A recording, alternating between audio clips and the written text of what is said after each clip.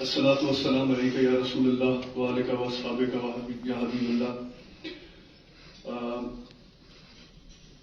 Good afternoon, my dear eminent fellows of the American College of Surgeons and respected distinguished delegates.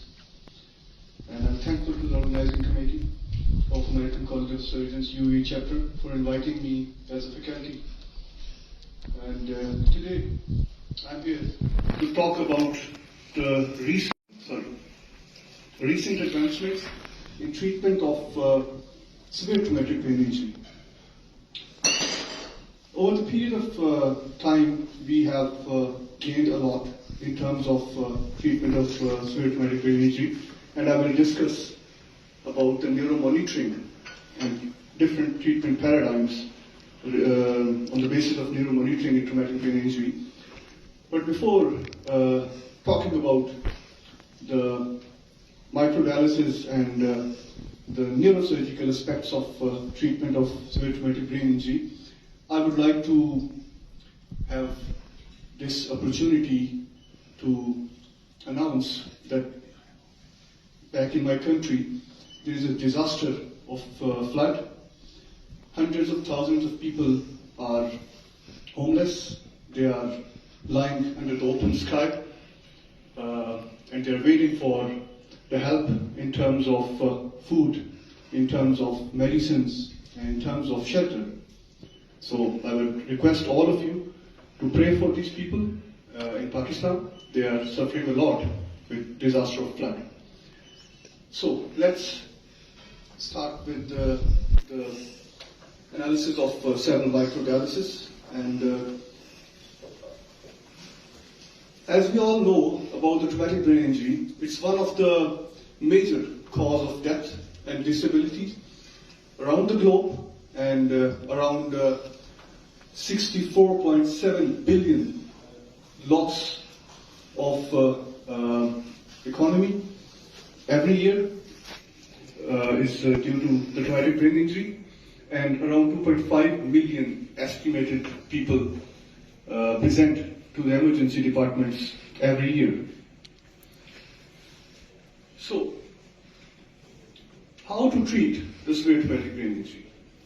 CNS is, when insufficiently monitored, it leads to grave consequences. Why? There are two areas to treat the traumatic brain injury. Number one is the primary brain injury. We can help these primary brain injury patients very little.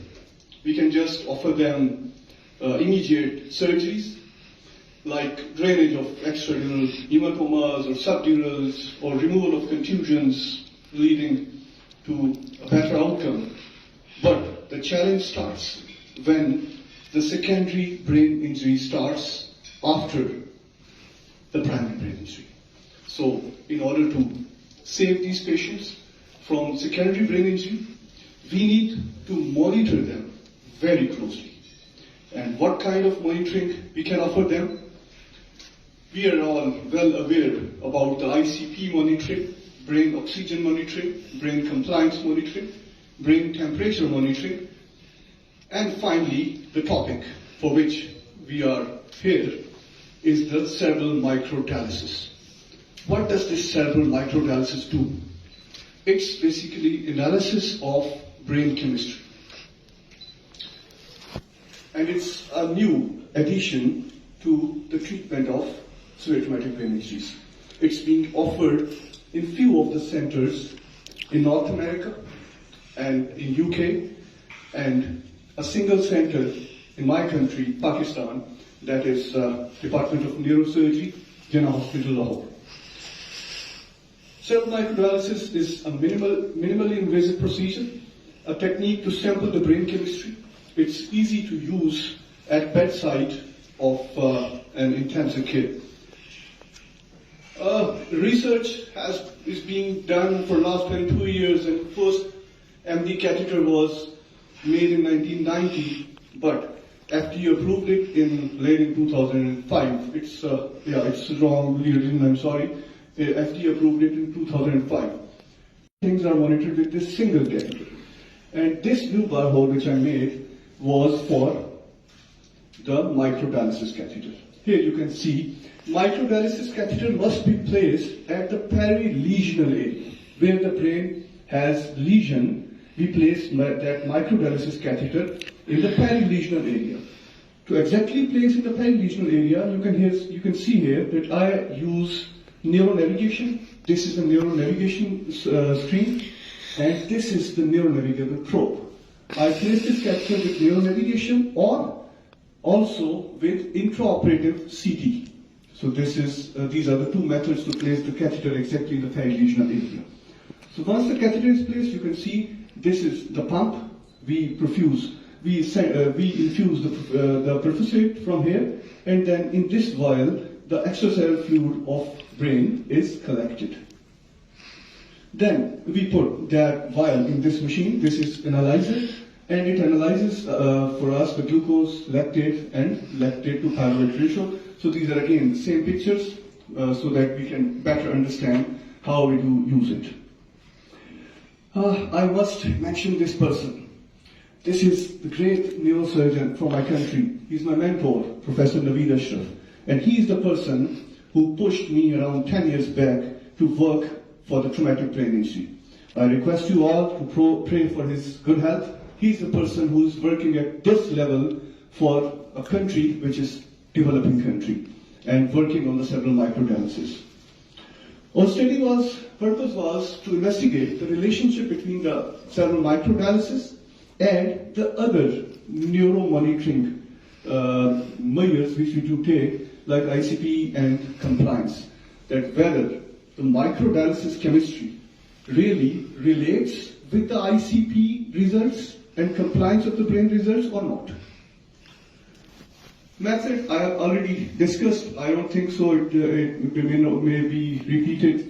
I just want to repeat that we analyzed around 730 samples of different patients in around 20 patients, and these 730 were analyzed, and results showed that on the very first day, the cerebral microdialysis chemistry didn't correlate with the ICP and brain compliance, which I'll show in my results. Like you can see here, this is data of day 1. Look at the glucose. When ICP was in the normal ranges, 15 to 20, glucose was 1.8, it's in the normal range. But when ICP crossed 30 millimeter of mercury, glucose was again in the normal range. So on the day 1, we cannot rely on the cerebral microdialysis. Even with the raised ICP, microdialysis showing a normal chemistry. And even the same happens with the lactate and pyruvate and lactate to pyruvate ratio, it's again in the normal range.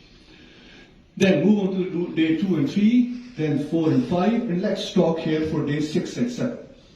On the day 6 and 7, interestingly you will see when ICP is in the normal ranges, glucose is normal, lactate to pyruvate ratio is about normal. Its normal value is around 23, and with standard deviation of 4 to 7. So it's in the normal range, glucose is in the normal range, but move here. When ICP crossed 30 millimeter of mercury, glucose is significantly decreased, lactate is significantly increased, and lactate to pyruvate ratio also increased a lot. Its normal range is 23, and it's now 47. So on the day 4th and 5th onwards, it really correlates with the ICP and brain compliance. Then we can rely on this brain chemistry to uphold or to start the treatment earlier in order to secure the secondary brain injury along with the ICP monitoring and brain compliance and brain pressure monitoring. This is again a graph. I think I could explain it. With this patient has or not. You have seen a lot of patients. I think there are a few neurosurgeons sitting here.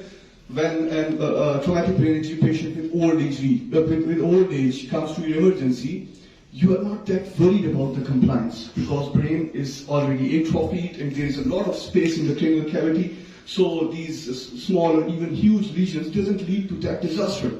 But in young patients where intracranial cavity doesn't have enough space, compliance is not good. Very small and minute lesions can lead to a disaster. So we need to know about the compliance, and then we need to know about the brain oxygen and temperature as well. If we monitor the brain chemistry, oxygen, compliance, ICP, then I think we can better handle to reduce the chances of secondary brain injury, and we can save a life. Thank you so much. If you have any question, I'm here.